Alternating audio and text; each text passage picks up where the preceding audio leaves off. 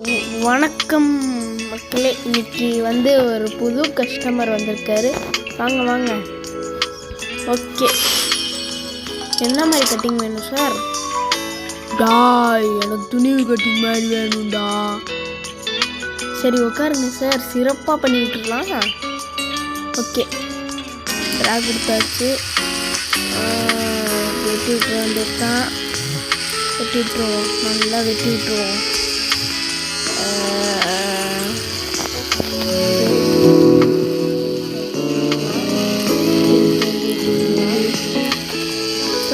மக்களே, நல்லா துணி கட்டிங்க நம்ம கிட்டத்தட்ட ஃபினிஷ் பண்ண போகிறோம்.